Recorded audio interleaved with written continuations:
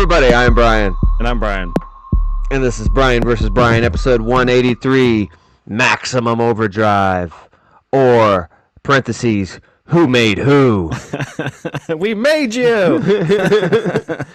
She never says the line of the movie, just something similar to it. It's like the album was just coming out. They didn't quite know what that song was going to be called. We made you! You're dying for someone to finish it. You're like, come on, somebody! Directed by Stephen King. Screenplay by Stephen King, based on a story, Trucks, by Stephen King. Yeah, this was just kind of Trucks, wasn't it? Yeah. I hadn't seen it in a while, and I remembered more other things, but it's pretty much Trucks. Yeah, that's my first time watching. I actually didn't know anything about it. I know that the... You've never watched Maximum Overdrive? Never seen it, no. I didn't even know the plot. I know the box cover. I've always seen the box cover, but I've never... So this is all fresh to me. So this is 1986, Stephen King's directorial debut and final, the first and the last. I've interviewed later about it. Well, budget $9 million, box office 7.4. It was critically and commercially slammed when it came out. Has become somewhat of a cult classic. Yeah. Partly because of his cheesiness. I think partly because it's the only one Stephen King actually directed. Mm-hmm. He got disillusioned because he wanted Bruce Springsteen, and no one knew who that was for some reason on this the film company he made it with. So they put in, well, we know Sheen's son, and they popped in Emilio, and he was pissed at that.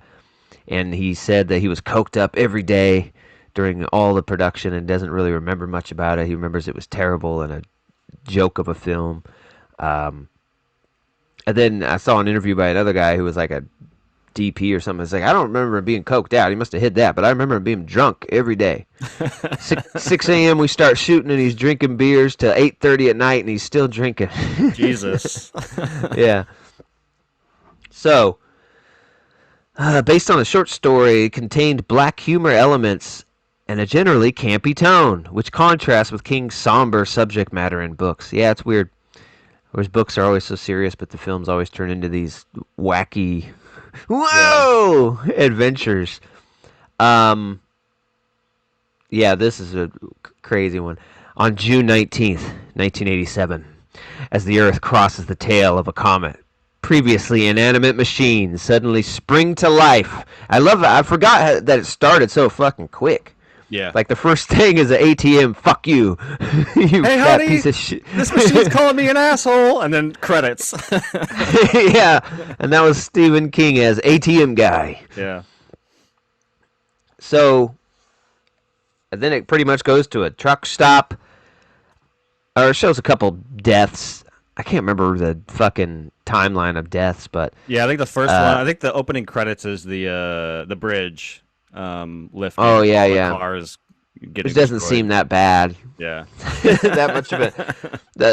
A lifting bridge, the angle didn't seem that bad. People are like, oh!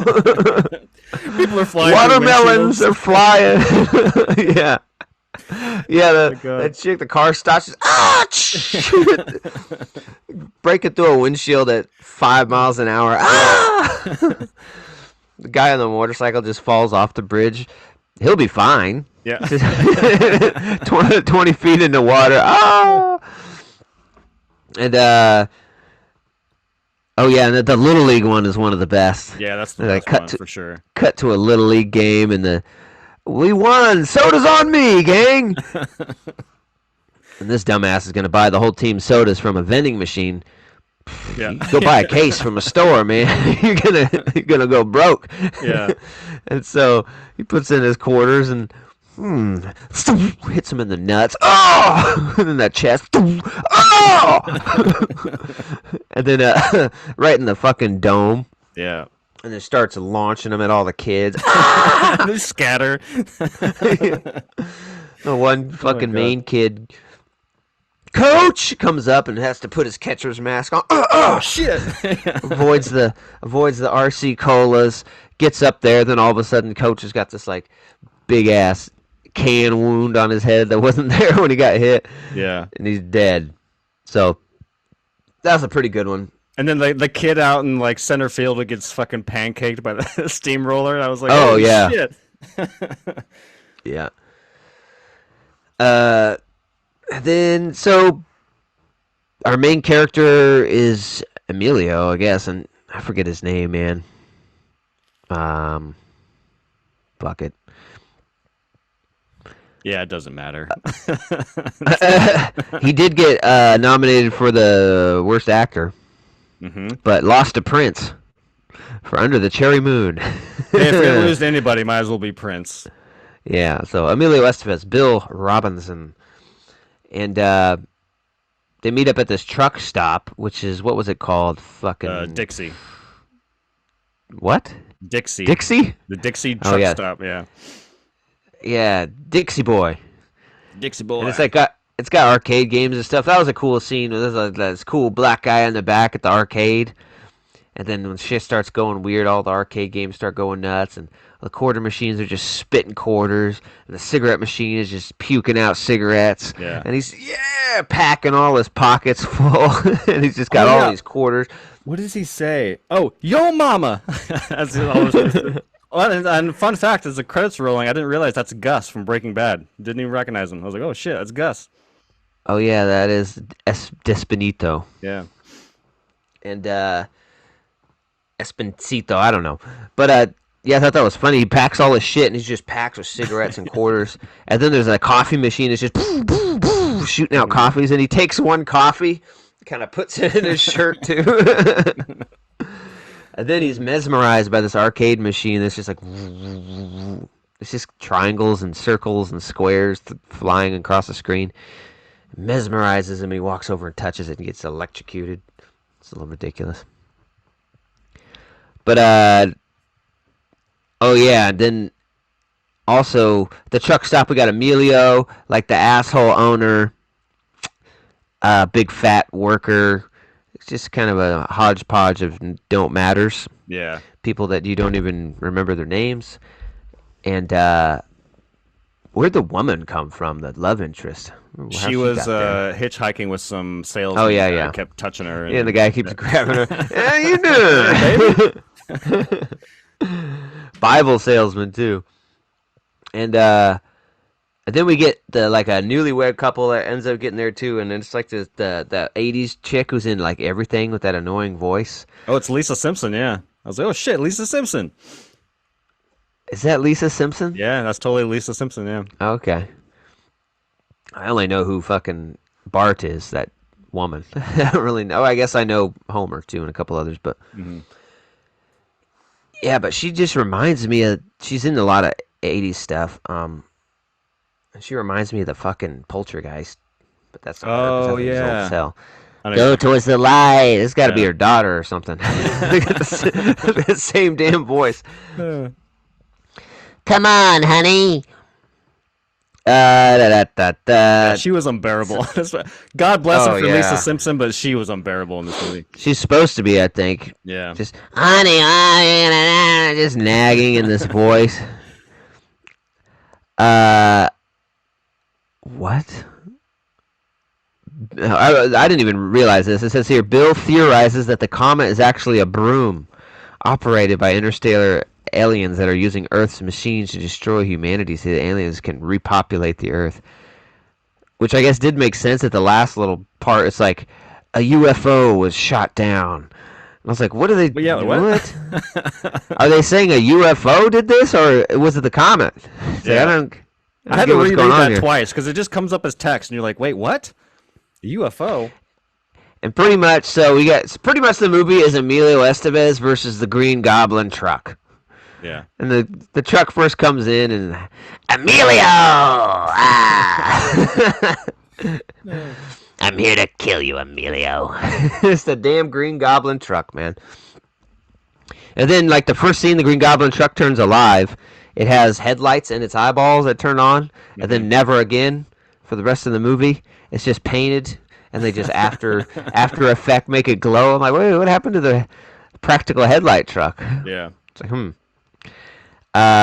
so yeah, it's just the trucks fucking running over people, destroying shit. a little bit of a feud going on in the Dixie truck stop. Like, I guess this fat bastard hires probationees, probates. I don't know what the proper term is, and pays him less than he's supposed to. He's like, because Emilio Estevez is like, you're telling me you want me to work for 9 hours and clock on for 8? He's only missing 1 hour. That's kind of weird. I would be like, no, clock on for 3, you son of a bitch. Yeah. But no, he just takes 1 hour from him. He's like, you see this little red star on this fucking ticket? That means you're on probation. I just got to talk to your parolee. And then he goes and puts his clock in ticket, and he sees like all these red stars on people. He's like, oh, son of a bitch. Like, you didn't know that before? You just did that yesterday when you clocked in? I just thought those were for decoration. So yeah, I mean, it's weird. I can't remember much. It's just a bunch of ridiculous like run over deaths, trucks chilling at the truck stop, them hoping to be able to leave the truck stop but can't. And I might say this movie is pretty fucking bad, but it's fun. I don't know why. It's just kind of fun the whole way through. Maybe it's not for someone who's never seen it before, but having this connection with it, I enjoy it, but it is subjectively very bad. Yeah. I mean, watching it for the first time. Yeah.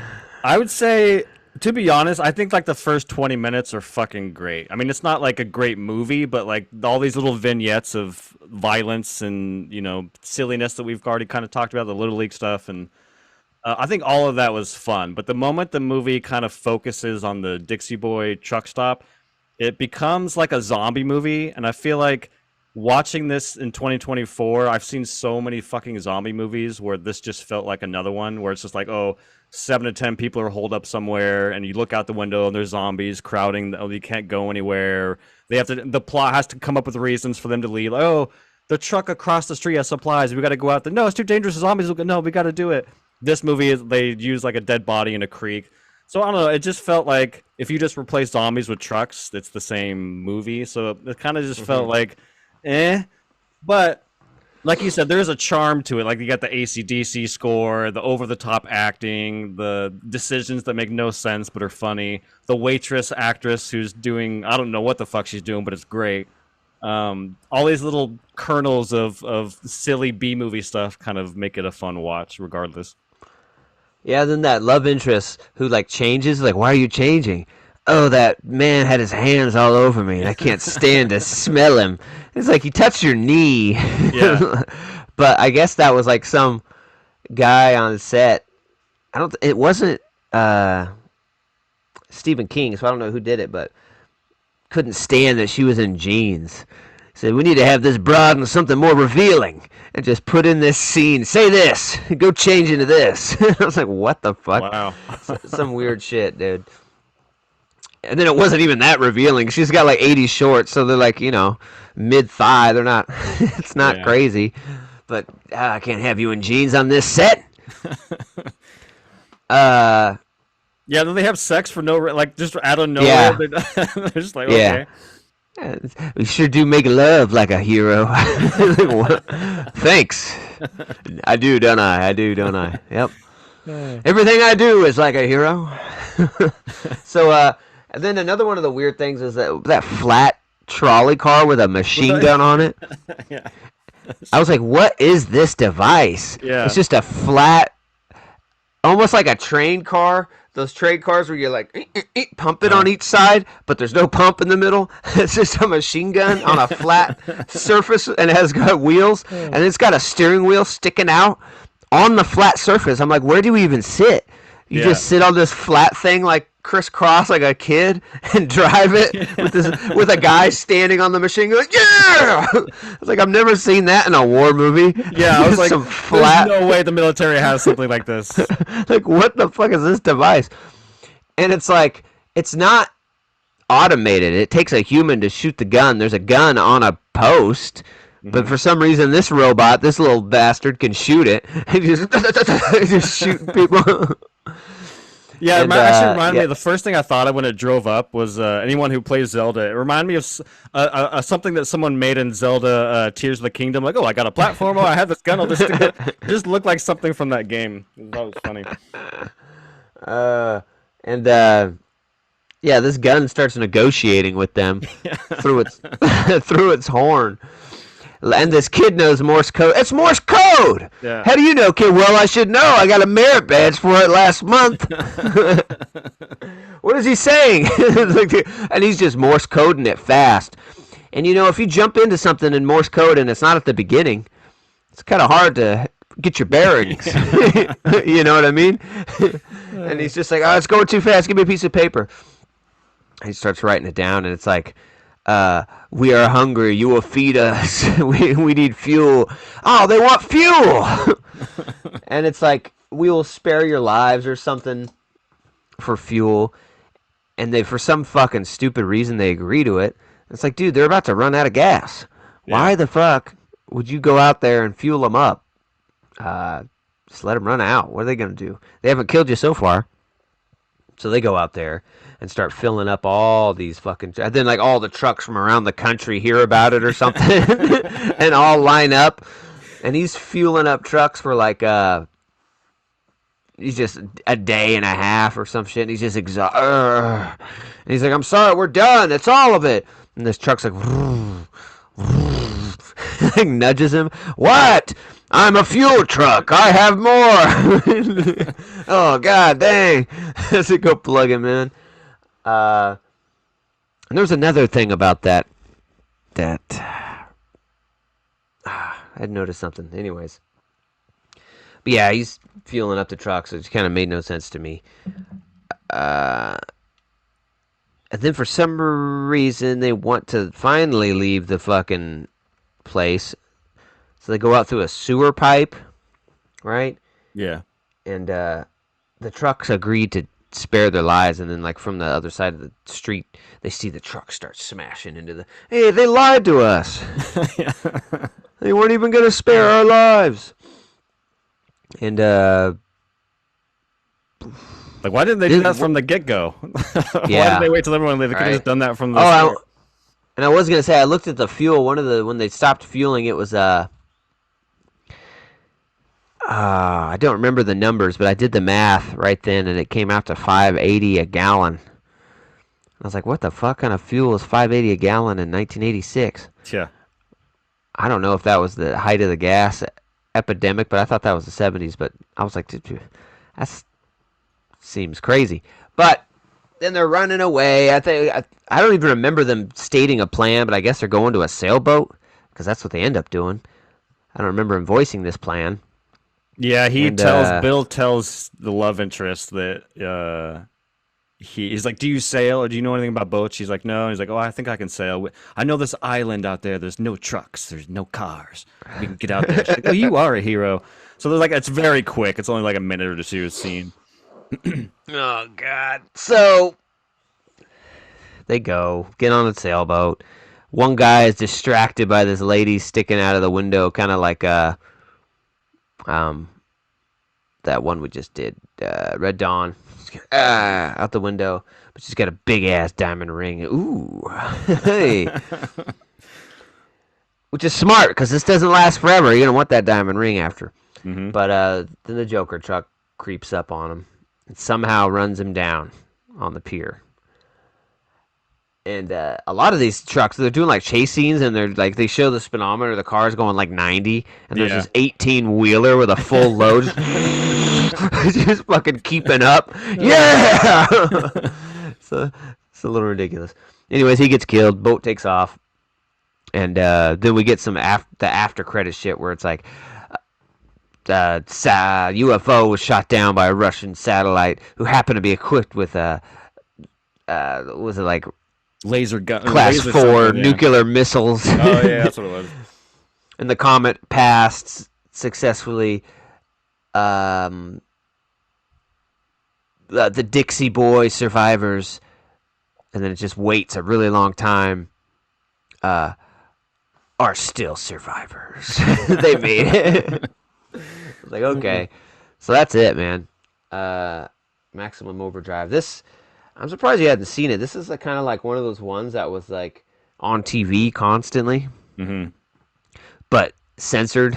Like they don't show the deaths. It just shows a truck and then the cutaway. Oh yeah, and another interesting thing is the AC/DC album, and it's Stephen King's favorite band. That's why he chose them. Who Made Who is the Maximum Overdrive soundtrack. So just their album, Who Made Who, which is a pretty good album. It's got Hell's Bells. I think it's got You Shook Me. It's got Who Made Who. That's the Maximum Overdrive soundtrack. The official soundtrack they released their album as. Just a whole album. I can't think of anybody else who's done that, where it's like Linkin Park, just the whole album. Maybe Prince did that for Batman. I just bought that soundtrack, and it's all Prince. But those are like, it's not like was going to be his album anyway. Yeah, you know what I mean? So it's very strange to release it was going to be your studio album, but then be like, no, it's the Maximum Overdrive soundtrack. I was curious to know, I didn't look at the trivia on this, but in the beginning, maybe you know this, but in the beginning, when the bridge is going up, one of the trucks is a big black truck that has AC/DC on the side, and there's like long-haired drivers. I was wondering if that was like a cameo from the guys, but I have no idea. I don't know what they look like. So I don't know, but I was trying to tell. Maybe it's one of the members of the band. I was hoping it was going to be the singer. Hey, what's wrong with this bridge? You know what I mean? I thought it was going to be easy to tell. Man, this bridge is crazy. I got to get out of here. Oh, my God. Man, this bridge is shook. Someone needs to tell this bridge, hey, we made you.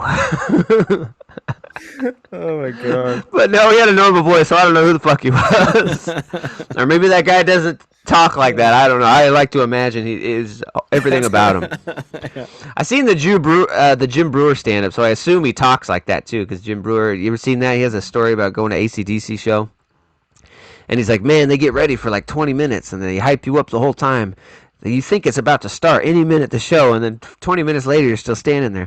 Like, we're doing a sound check now. And he's hyping the crowd. Are you ready? The crowd goes crazy. Are you ready? We're almost ready. Sorry, folks. We're just about ready. Anyway. Nice. Maximum Overdrive. AC/DC killer soundtrack. Cheesy as all hell. Kind of fun. I don't know, man. 5.7. That's what I'd give it. Yeah, it's going to the 6.2. It's fun. I'm glad I watched it. Yeah, I think, like I said, to reiterate, I think the first 30 minutes are fun. But I think the movie is kind of like become too familiar. It just felt like a zombie movie. Just replace zombies with trucks, which is a cool idea. I don't want to diminish the idea. The idea is fun, but it just like there's not a whole lot going on in the movie that makes it any different than just your normal zombie movie. Yeah, I think the end is kind of anticlimactic. They just go to the boat and Emilio says "Adios, motherfucker" and shoots a rocket at Green Goblin, and that's it. I wanted something a little more exciting, I guess. But I think they're still fun to be had once they leave. Like when they go to the burger shop and the kid walks up to the thing and he's like, "This is for my dad, you fucking cocksuckers!" And just lights it up. This little kid. Yeah, the burger thing. It's just a speaker. It's like humans are here. Humans are here. And then he's like, I don't want this anymore. He gives the gun away. Like, I can't do this. I've caused too much death. It's like you shot one speaker box. And you're like, take this gun away from me. This burden on me. It's like, what? Oh, my God. But yeah, it's it was fun. I'm going to, 6.2. 5.7, 6.2. Yeah. Not great by any means. But, none of them are great. Which is crazy to me that like this material always makes the cheesiest, shittiest, not the shittiest, but cheesy at least movies, all the Stephen King ones, but yet Kubrick made a masterpiece out of The Shining. And it just shows you that like you give the material to a good director who really has a vision and he can uplift this. I'm sure if Kubrick did Maximum Overdrive, it'd be fucking amazing. You know what I mean? Totally. So, And I wish they would have went into more of like non-car stuff, or just call it trucks like it was in the story if it's going to be about trucks. But because the other things were a little more interesting to me, like the ATMs doing things and there's very little of it, but that stuff was pretty interesting. I wish they would have had more of it. Yeah, yeah, I agree. The scene where the kid's going through the neighborhood and he's kind of like looking at the aftermath and like a launmower starts chasing, like that stuff's fun. Or like when he's riding and the sprinklers are coming up behind him and he's like darting his eyes left and right and then he turns around and they all come off. Like little moments. Yeah, I was like, "What's the sprint? Get him wet! Get him!" Yeah, it would have been cool to see some of those deaths actually happen on screen because we only see kind of like the aftermath as the kid's riding through. Yeah. The closest thing we get is the waitress at the diner that the electric kind of cutter gets her. Like that stuff's fun. Oh yeah, and it's like, why do you even have that at this diner? Why do you have a carving knife for burgers and eggs? Another quick little story was the lawnmower reminded me. I guess I think it was the director of photography lost his eye because they were filming that lawnmower, and then Stephen King wanted him to get low and get a shot of the lawnmower, and he's like, "Well, can we take the blades out?" And Stephen King's like, "No, I like seeing them. It makes it more realistic." And he's like, "Well, you can't even see him in this shot." And he's like, "Well, no, leave him in."